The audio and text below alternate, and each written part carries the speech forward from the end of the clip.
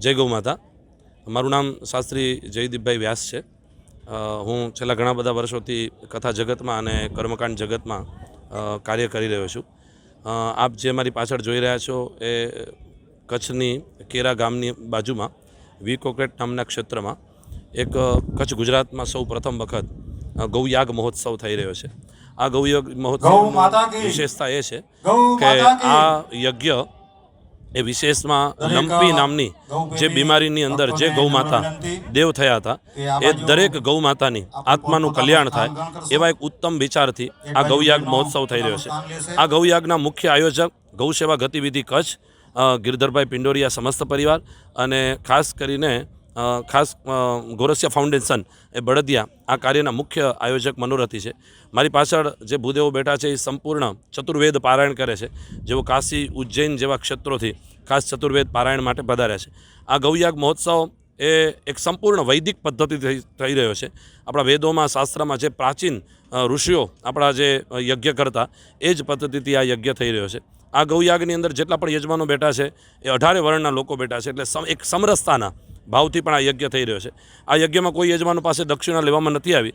જે લોકો ગૌમાતાની સેવા પોતાના ઘરે કરે છે, હકીકતમાં જે ગૌપાલકો છે એવા જ લોકોને આ યજ્ઞમાં ખાસ કરીને યજમાન તરીકે બેસાડ્યા છે। આ યજ્ઞશાળાની અંદર અન્ય કોઈ વ્યક્તિને પ્રવેશ નથી, ફક્ત જેમણે દેહશુદ્ધિ પ્રયોગ કર્યો છે એવા જ લોકો આ યજ્ઞશાળામાં પ્રવેશ છે। આ યજ્ઞશાળામાં જે પણ યજમાનો આવે છે એ સંપૂર્ણ નિયમોનું પાલન કરે છે। આપ જોઈ રહ્યા છો જેમને પોતાના મસ્તક પર મુંડન કર્યું છે, બહેનો માતાઓ નખપાલિશ કે મેકઅપ વગેરે કરીને પણ આ યજ્ઞશાળામાં એને પ્રવેશ નથી। આ યજ્ઞશાળા સંપૂર્ણ ભારતીય આપણી સંસ્કૃતિમાં જે પ્રમાણે યજ્ઞો થતા એ જ પદ્ધતિ થાય છે। આમાં કોઈ પ્લાસ્ટિક કેમિકલ જેવા પદાર્થોનો પણ ઉપયોગ નથી કર્યો, સંપૂર્ણ વૈદિક રીતે આ યજ્ઞ થઈ રહ્યો છે। અહીંયા જેટલા પણ દર્શનાર્થીઓ પધારે છે એ દર્શનાર્થીઓને ગૌવ્રતી ભોજન પ્રાપ્ત થાય છે। જેમ કે ગાય માતાના ગોબર ગૌમૂત્રમાંથી જે પકાવવામાં આવે એ જ અન્નનો પ્રસાદ અહીંયા 7 દિવસ દરમિયાન લોકોને પ્રાપ્ત થાય છે।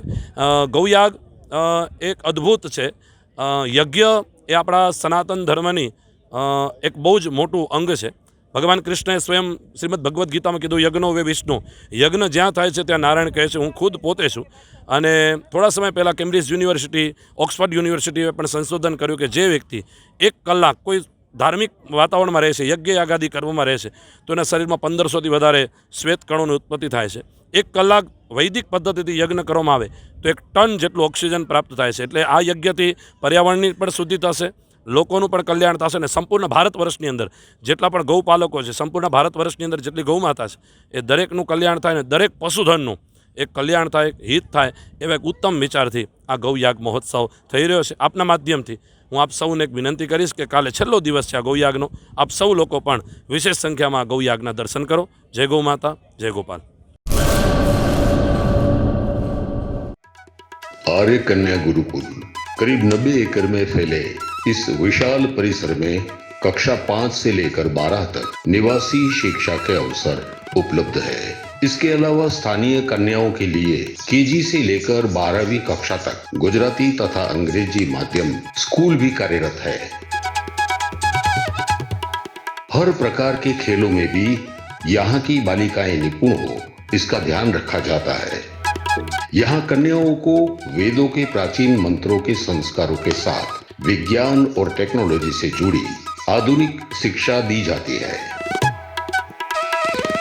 बालिकाओं को विभिन्न कलाओं में पारंगत बनाने के साथ संस्कारों का सिंचन इस गुरुकुल की विशेषता है।